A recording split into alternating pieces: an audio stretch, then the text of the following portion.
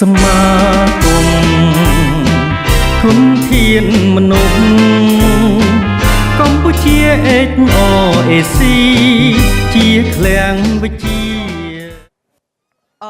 Today you have any questions, feel free to ask, okay?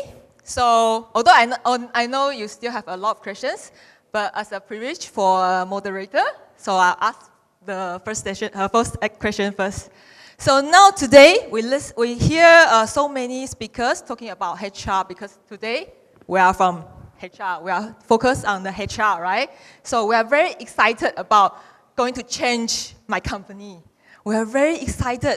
So next Monday, I'm going to tell the board, my CEO, I'm going to do this, I'm going to change this. But how are we going to influence our management team to change, convince them, especially the companies, right? So maybe Richard, you go ahead first. If you are a HR practitioner and you want to change your organization,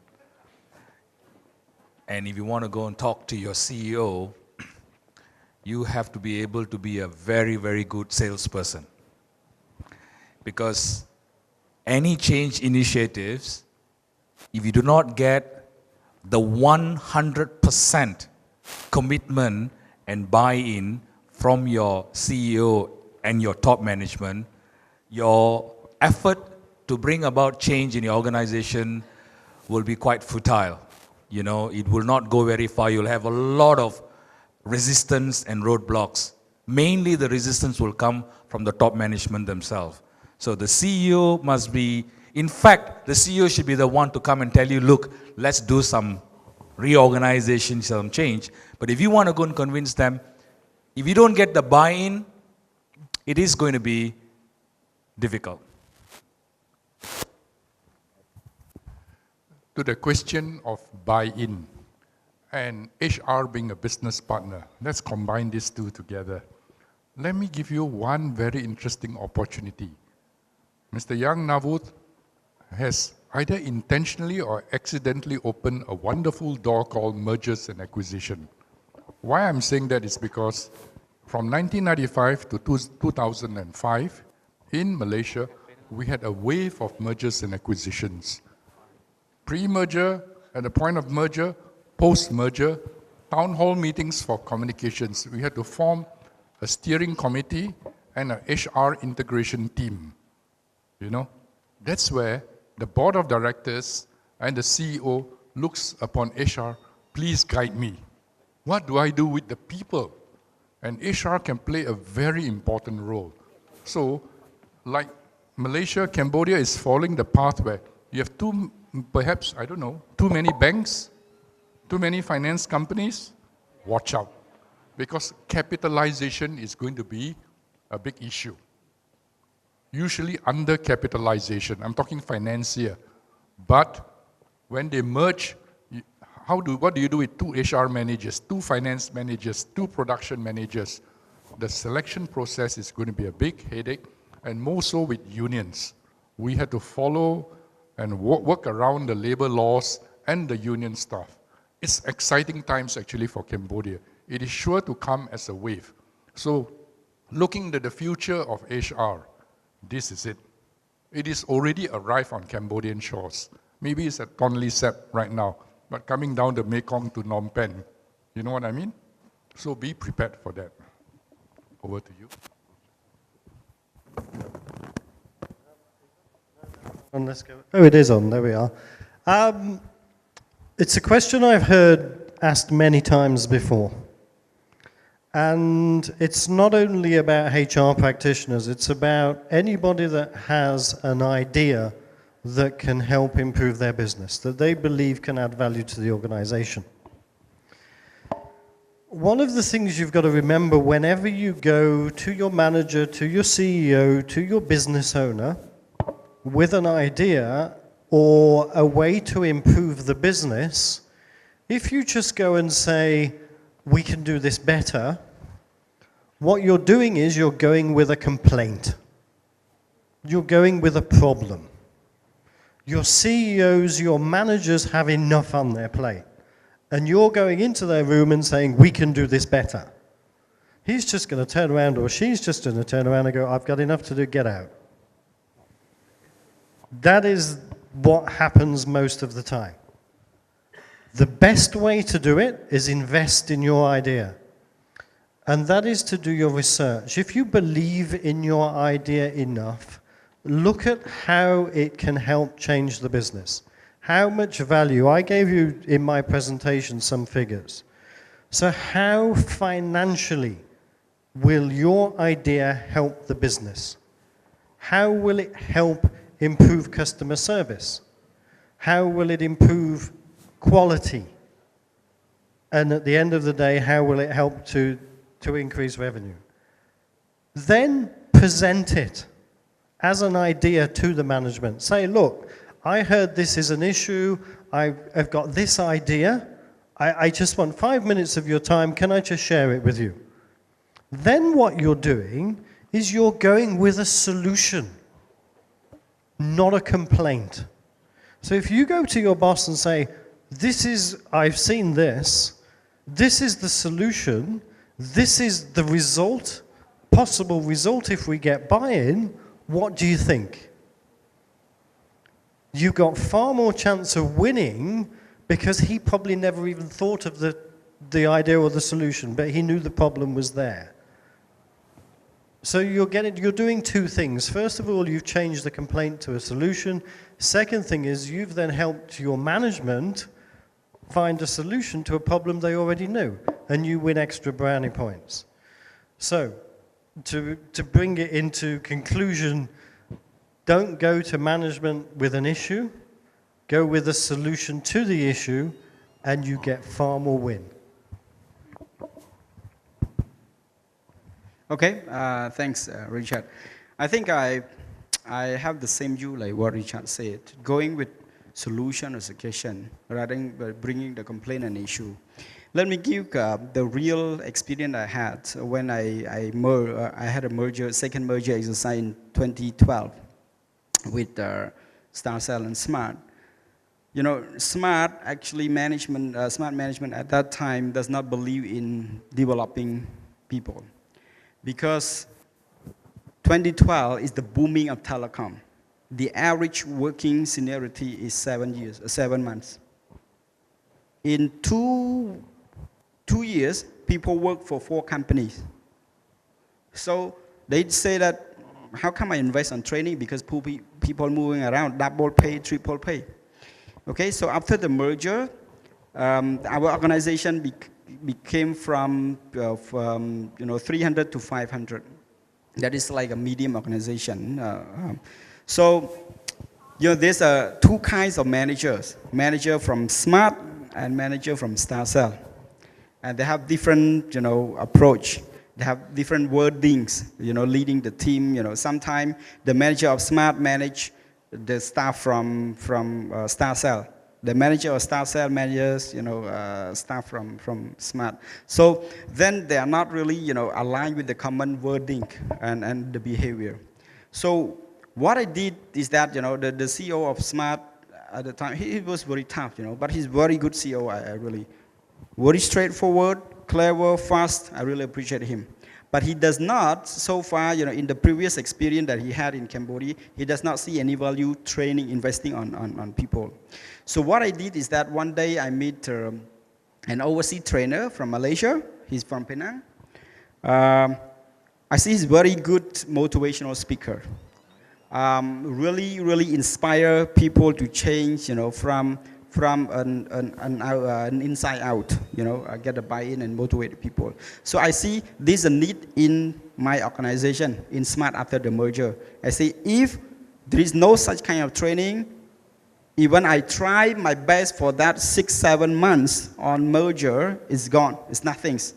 Because, people are sitting in the same building, but they have different leadership style. They have different, philosophy. So what I did is that one day, I go to the CEO. I know what he thinks because I heard the HR colleague in Smart say that the CEO does not really want to invest in that.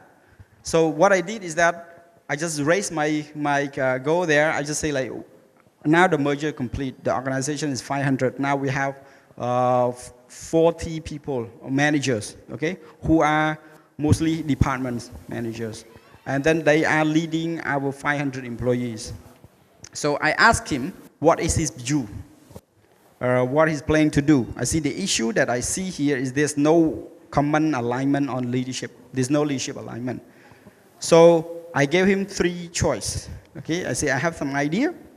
One is that, you know, I just designed the training, common training, but I told him that I didn't have experience to do that, but I can do if he support that. Second option is he, as the CEO, need to drive that. Otherwise, the merger will become crap. Because I say that, you know, the market will observe us what happened after the merger. So I put a little bit pressure on him, but I push him to go training. He's the one who does not like speaking, you know, I know that. But you know, no, but come on, I don't want, I cannot, okay? And then they say, another solution, but we cost money.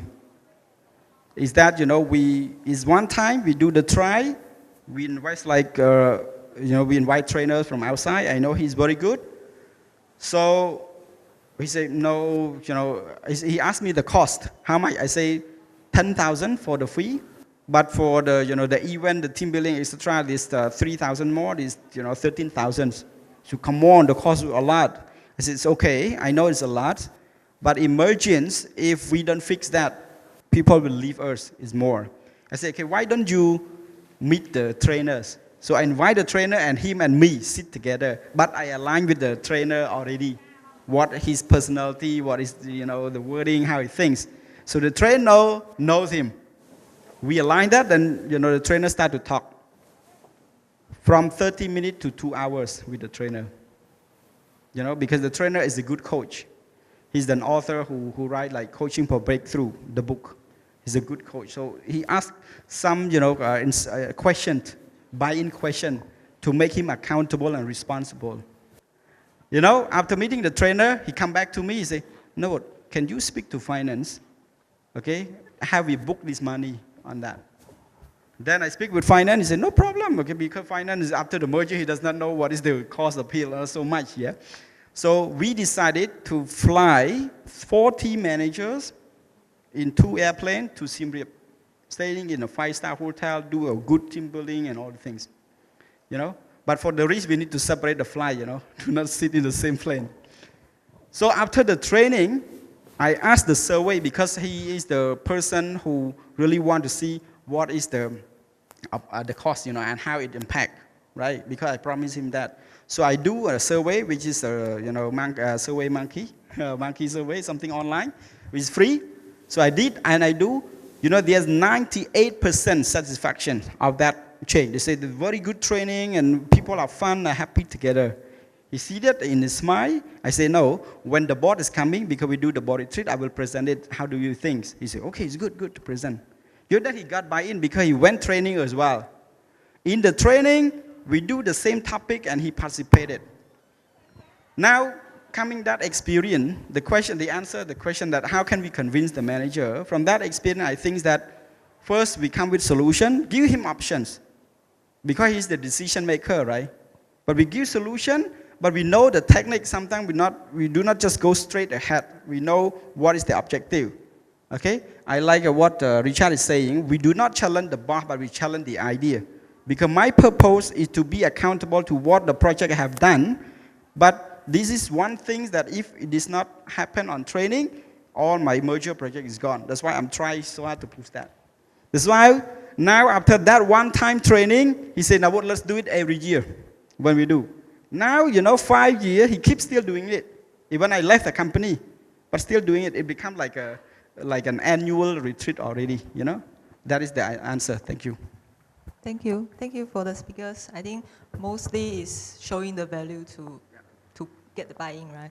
So before the second questions, I would like to ask any audience that, because we don't have much time today, so who want to ask any questions that you have? Yes, let me say good evening. And my question prefer to Mr. Richard and talk about much employee engagement. So in the practice, I found that there are two kinds of employee, like positive thinking and negative thinking in the company. And like some employee is work for waiting the time, the finish time coming. That means that they are not enjoy with their job or boring with their job. And other employee is very enjoy with their job. And so my question is, my HR is not yet have the employee engagement arrangement. Yes, so as your recommendation, what is the priorities employee engagement that HR should be to propose to CEO and why? Yeah, thank you. If you're, well, first of all, can I ask what business you're in? What does your company do? Yes, I propose that my company is a construction company. Construction. Yes. Yeah. Okay. If you're saying that 50% of your workforce is disengaged, then if you want to go to the management and say, look, I believe we've got an employment issue, then the figures that I gave you are quite powerful. With the fact that almost 50%, 47.5% of a payroll is wasted if you don't do employee engagement. Excuse me.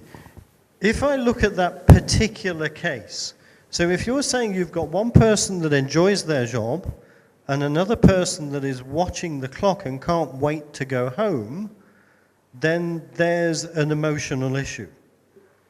It may be that the person that enjoys their job has a degree in architecture or a degree in construction or engineering, and so has an emotional mindset that attaches them to the job, because that's what they enjoy. It's the same as the best car salesmen in the world are people who love cars.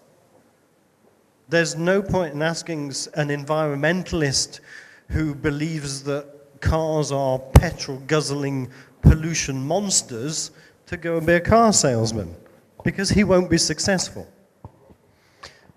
So going back to the other person is the one that is not successful or not attached. Maybe they don't enjoy doing what they're doing because they don't relate to it. They don't see any passion. They don't understand. Or maybe it's as simple as the fact that they don't see how their job has an impact on the company. And that is, in its simplest form, the most common. So what I would suggest with those two people is go back, sit down, have a coffee with the passionate one and find out why they're passionate. Why do they enjoy their job so much? Then sit down and have a coffee with the other one and say, what could I do to make your job more enjoyable? And you might find out they want to do something completely different. So it's a bit of a minefield, but to answer that question as simply as I can, sit down and talk to them. Find out why one is emotionally attached and why the other one isn't. Yes. Good afternoon. Here, sorry.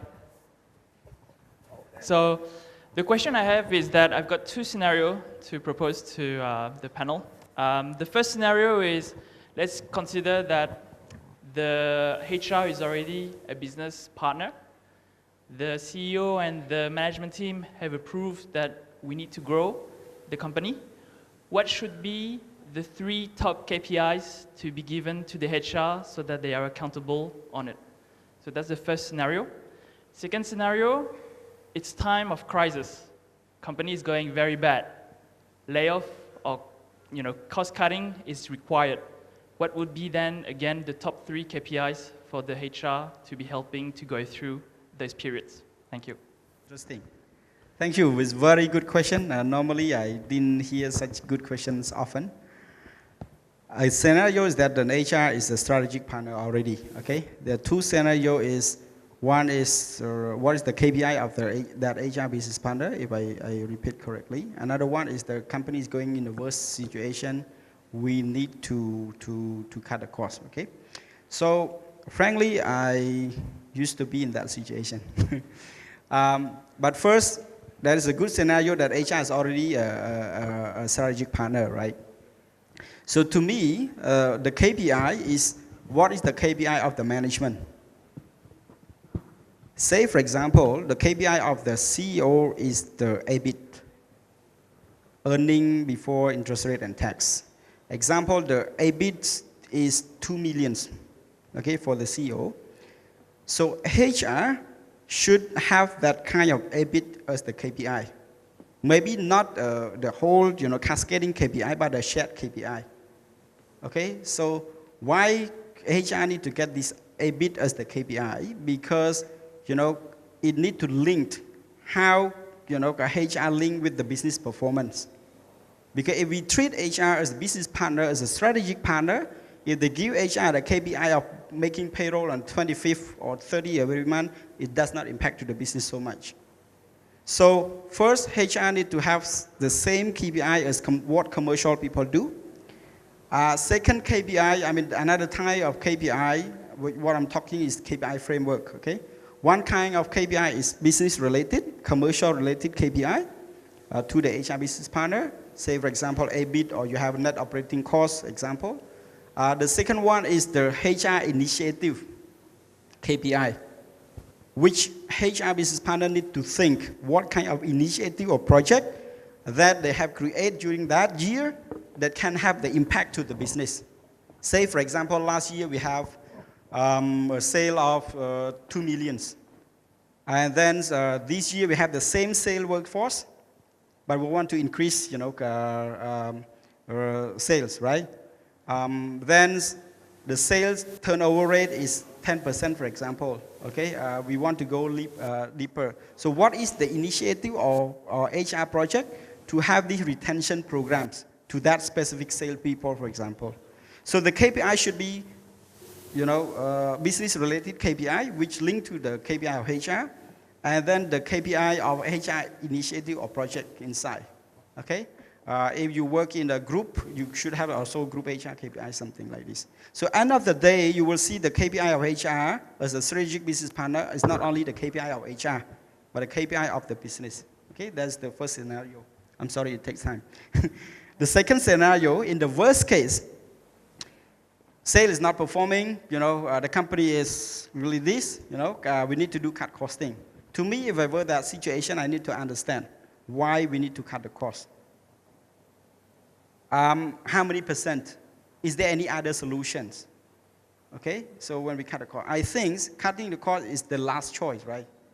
Say, for example, if sale does not perform very well, we did not do the good sale, why don't we look at the existing sales force, redesign the organization, okay, maybe shift the people, rotate the people, trying to find the key issue first before we decide to cut the cost. Sometimes cutting the cost is just a quick proposal from finance, right?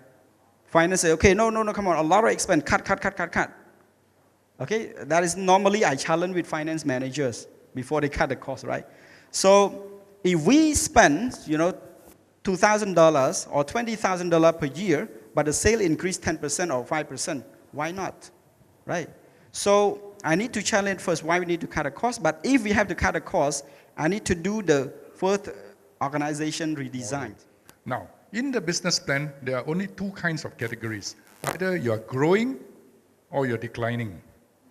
Growing because economic prosperity, declining because recession. Am I right? Just look at these 2 scenarios.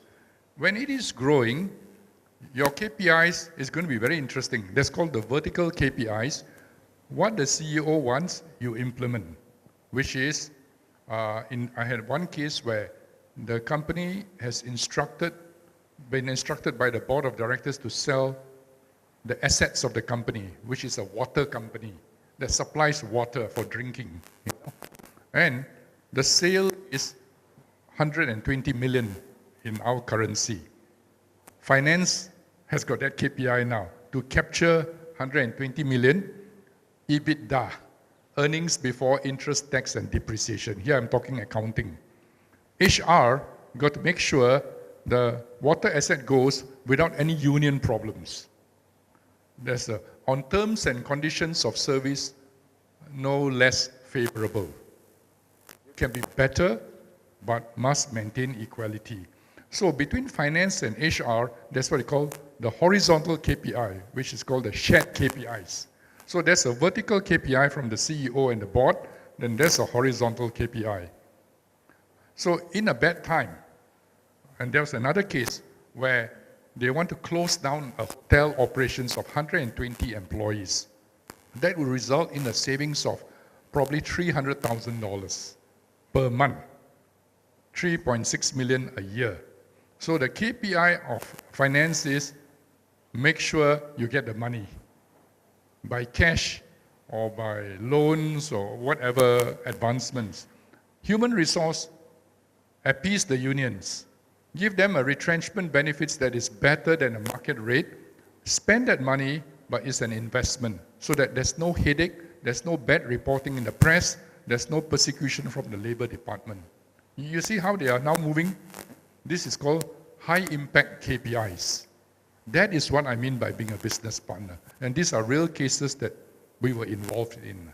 You know, I hope that answers the question of Navooth and.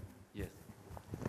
First of all, I want to say thank you to all the speeches, to all the sponsors. They did all the speeches today. I am Bernhard from Germany, and I'm running the company Business Service International, 25 years, doing coachings to the subject XD leadership. And now I do have a few questions to designing the future through HR, that means through one of the P's of the 14 P's, which means people. I believe in people in Cambodia because people in Cambodia, the average age is 22 years. That is an age which is the best age in the world.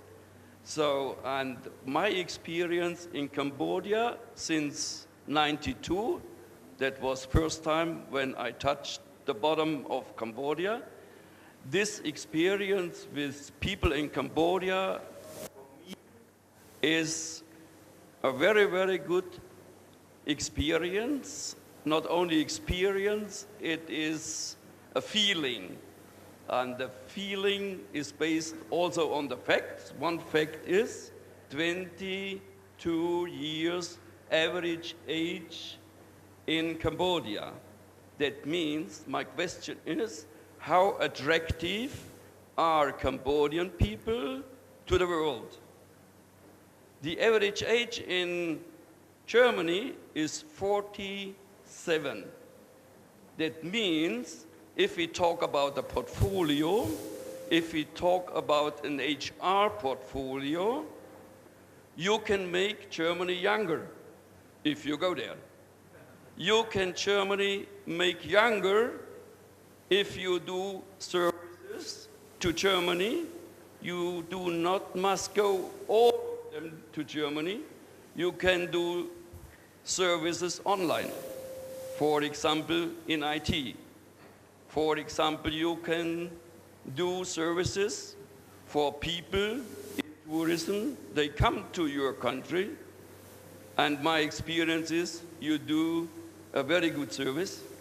You do not only do a very good service, you also do, in my opinion, with my experience, not only with my experience, with all the experience of my friends and my business partners, you do the best care in the world. So I'm always going around the world on my business tours, so that means I can compare one country to the others. I've been to many countries in ASEAN, so I compare your country to all the ASEAN countries and also to the rest of the world. So if you ask yourself, what is our CSP? That means what is our country selling proposition? What is our country strategy position in HR? And HR, in my opinion, is the key for the future. Then we talk about generation Y, and not only XY. You presented very well XY generation, but I also ask, what about the generation Z? Z is the youngest generation you have, and that makes your average age younger, and that makes your future more attractive. Generation Z are your kids. And if we listen to our kids, they do have many innovative ideas. And if you use the innovative ideas of your kids, you can make and design the future not only for your country, you can do it also for the whole world. Just a few statements now coming up. Talking about Generation Z, my question is to all the speakers, what about that? Talking about the next generation, which I call Generation XD. If we want to train, if we want to coach, if we want to set up XD leaders as for an XD leadership, as a profile, as a future profile for Cambodia and for the rest of the world, so we need the profile of the XD leaders. What is the difference between a leader and an XD leader? You know, go back to Albert Einstein. He brought up the form E equal mc squared. So, but square that time is boring, isn't it? So now we go to the third dimension, is one more dimension than square. It's just a statement. I come back to the question soon. So I asking you, what about XD leadership generation? So that, I think, is for HR one of the most important points. If you do have XD leaders, send it to the world, you make your country happy, you make your country more attractive, you will earn more money, you will get a country strategy position for the future. That means your country will be the most attractive country inside ASEAN and for the rest of the world. Okay, thank you. Just ask my question. Yeah. Yes. So your question is about what's the difference between SD leader and leadership? Yes, XD leader, I mean. Let me try and help with the answer to this one. I know that the issue of training and development for Cambodians is an issue that is very close to the heart of the government here. Having spoken with several ministers and senior ministers, they are very, very concerned about the future workforce of Cambodia. Traditionally, you are an agricultural nation, which means a lot of your parents and your grandparents were farmers, were from an agricultural background. The future lies in technology. And one of the dilemmas that the Cambodian government is currently having is, how do you make that transition? How do you go from being an agriculture-based nation to a technology developing and production nation? And this is exactly the questions that are being asked, because it takes on average 12 to 15 years to prepare a workforce for the industry. So whatever education is being done now won't be felt for 12 to 15 years. So the current issues that are facing the government are that a lot of Cambodians are currently leaving and adding value to Germany because of the proposition that the industries are already there. Cambodian government is trying to attract the industry here, but there are positions already overseas, such as Germany, such as Japan, such as the next one coming up is going to be the Middle East. Trust me, I know the guy that's doing it. So it's a big issue. I don't think there's an answer to it. I don't think any of us can answer it.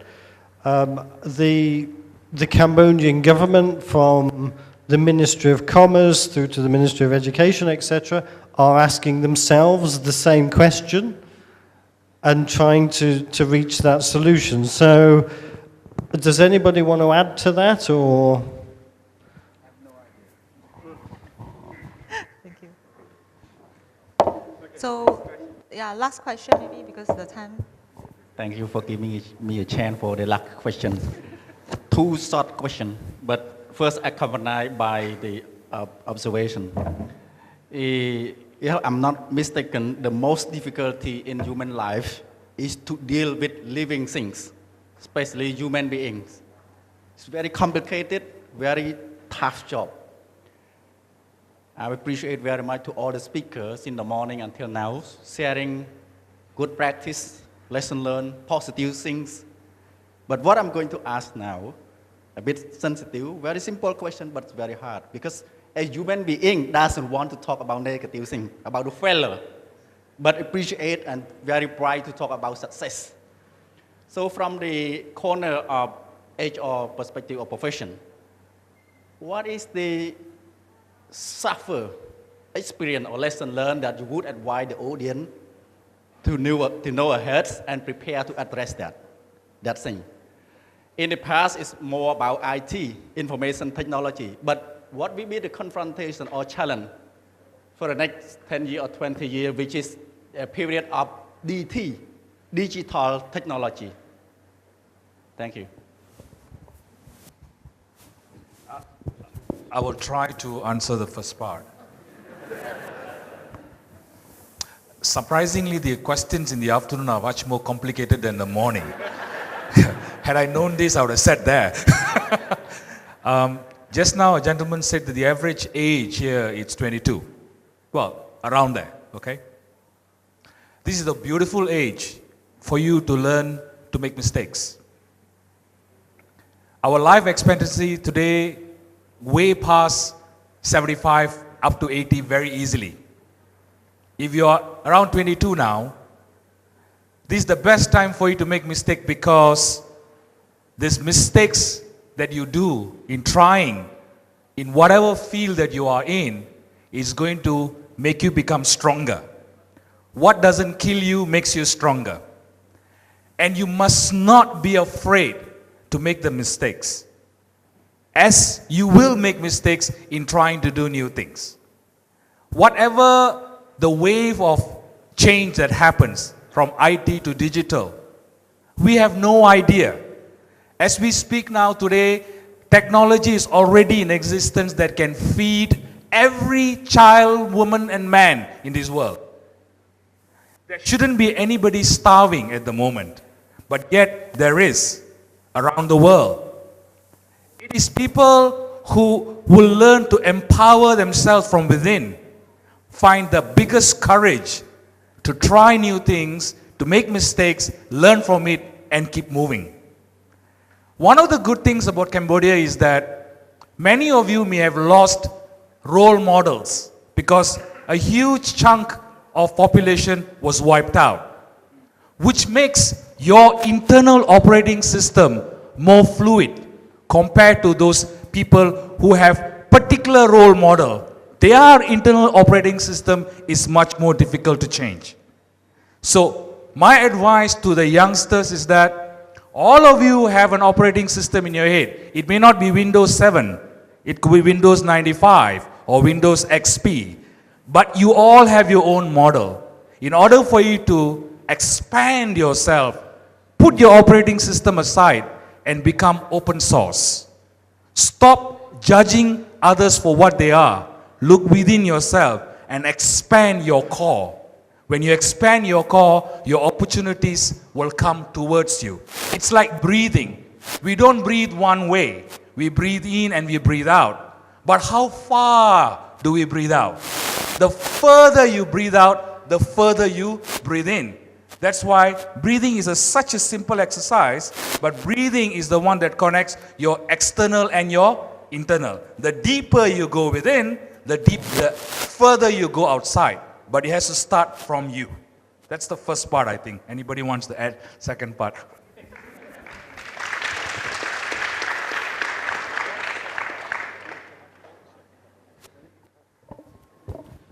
It's actually just been published what the challenges are going to be globally over the coming years. And that is a shortage of skilled workforce. The world is getting more and more populated, so how this equation exactly works, I don't know. But the working population is getting older, which means there are less younger people coming up. And I waste at least, I think 5 to 6 years just to do which I call HR job, which is not, okay? So I think the mistake that I did is that if I had the time again, I should have approached somebody, learn from the best to do the best. I would not invest my time just to sit on the desk and afraid to ask somebody. But I think because of the time changing, right? Now we have all the speakers from around the world to Cambodia. They're all experienced. They have structured HR professionals to come and share us. This is an opportunity for us to do it. So what I would recommend all the next HR generation to follow that. Would not stay in the room, go out of the comfort zones, take the challenge, okay? Go to the talent zones, not staying in the comfort zone. That's one thing. Second thing is, what is the digital world to me? To me, I'm a little bit positive to the world, okay?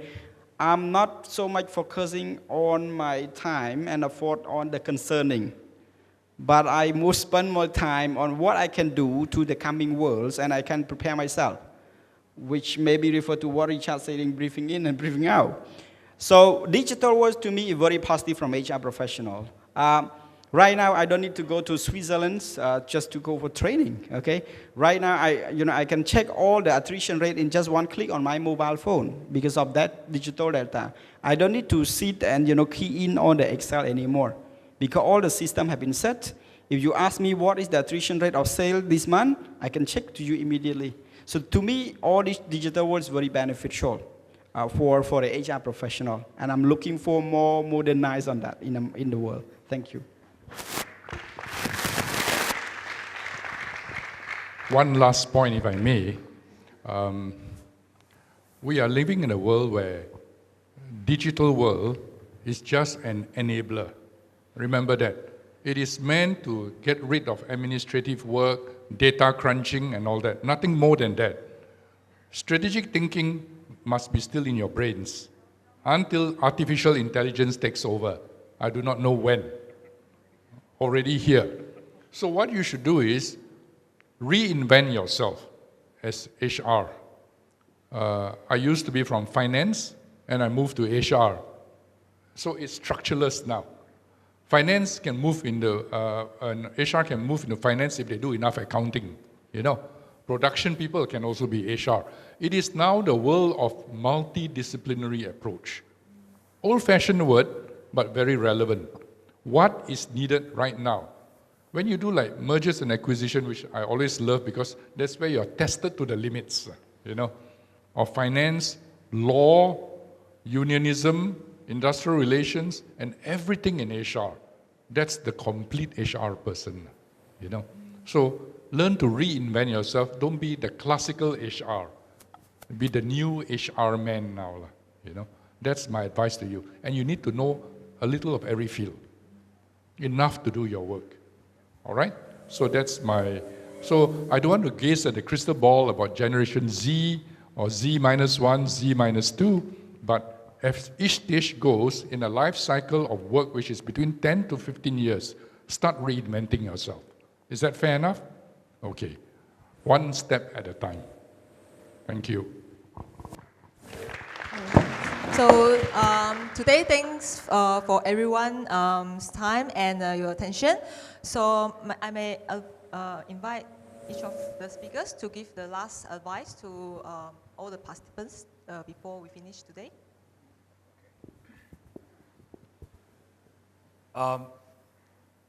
When you talk about HR, focusing on results, if results are not good, you focus on the action. The actions are not there, you look at what information has been given, and if you find the information is not given properly, you come back to the last block. If it's a triangle, results on the top, action below that, information below that, and right below in the biggest triangle, biggest box is what we call relationship. Human resource practitioners, the focus has to be in building relationship, because when you build the relationship, actual magic happens in whatever you want to do. Employee engagement comes with building relationship. If you do not build relationship, you will just be disengaged. So for HR practitioners, it's all about relationship, and then from there you work upwards. That's my take.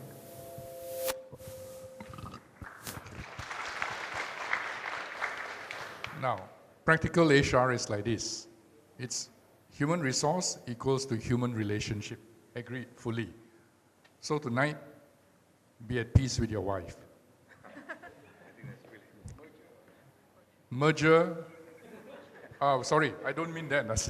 I mean it's unity. That also doesn't sound right. But peace with your wife, manage your children, and upward management of your boss. That's the complete HR.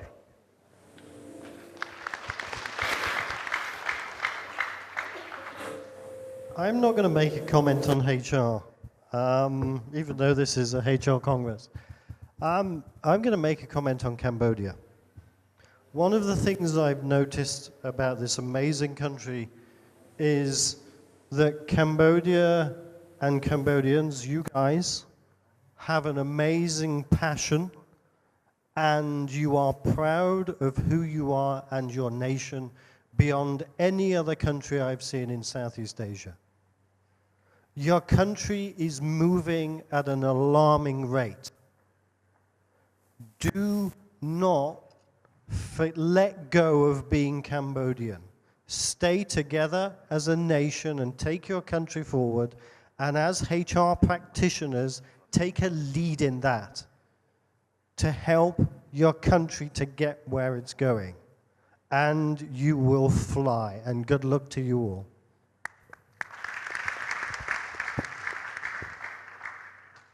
Yeah, to me, if I see it today, compared today and 10 years ago, where I had an opportunity to join the meet all HR professional in Sweden and other countries where I travel, all these merger projects.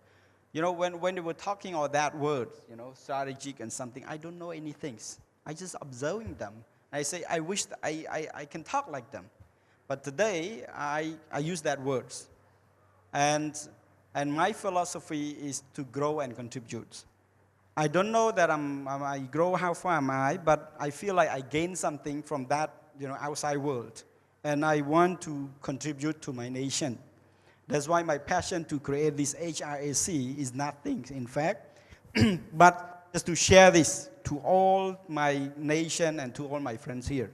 Okay, I don't know how much I can contribute, but I'm very happy to contribute. My request is that spend time just to meet all these professionals like this. You know, it's not an easy chance that we get together like that, okay? Sometimes, you know, we need to balance and spend time to learn from the best, to do the best from our to our organization. That's it. Thank you.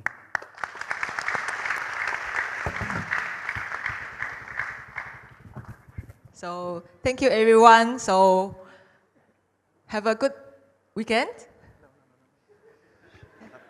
All right, thank you very much. And thank you, Ms. Sophia, for moderating the panel challenge. And thank you to all the participants for actively involving with the panel challenge and for asking a lot of good questions. And more importantly, thank you to our guest speakers for your wonderful responses as well as inspiring last messages. អាយដាមលោកជំទាវអស់លោកស្រីភីជាតិនិងអន្តរជាតិទាំងអស់ជាទីគោរពនិងជាទីមេត្រីជាការពិតវេទិការបស់យើងនាពេលនេះបានបញ្ចប់ការឆ្លើយជាមួយនឹងសំណួរក៏ដូចជាការធ្វើបទបង្ហាញនានាដែលឡែកនេះមិនទាន់ជាចុងបញ្ចប់នៃកម្មវិធីរបស់យើងទេអញ្ចឹងខ្ញុំបាទសូមការអនុញ្ញាតបើកុំតាន់អញ្ជើញត្រឡប់ទៅវិញអីនៅជាមួយយើងរហូតដល់ចប់កម្មវិធីតែម្ដងហើយកម្មវិធីបន្ទាប់ដែលខ្ញុំចង់លើកមកនៅពេលនេះគឺការចុះអនុសារណៈរួមគ្នារវាង HRAC ជាមួយនឹងដៃគូលោកលោកស្រីប្រហែលជាឆ្ងល់ហើយជាទូទៅការចុះអនុសារណៈគឺធ្វើឡើងទ្វេភាគីរវាងភាគី A និងភាគី B ប៉ុន្តែថ្ងៃនេះគឺមានលក្ខណៈពិសេសគឺការចុះអនុសារណៈ MOU រវាង HRAC និងដៃគូទាំងអស់ដែលមានបើប្រហែលជាការពិតទៅយើងមានជាក់ស្ដែងប៉ុន្តែដោយសារតែគាត់ប្រហែលជាអាប់សងថ្ងៃនេះអញ្ចឹងយើងមានប្រហែលជា9ឬក៏10ដៃគូផងដែរប៉ុន្តែមុននឹងចាប់ផ្ដើមដល់ការចុះ MOU នេះខ្ញុំបានសូមការអនុញ្ញាតពីក្រុមការងារបាទសូមជួយសម្របសម្រួលផងហើយវាគ្មិនទាំងអស់ you can relax right now all right and we would like to invite our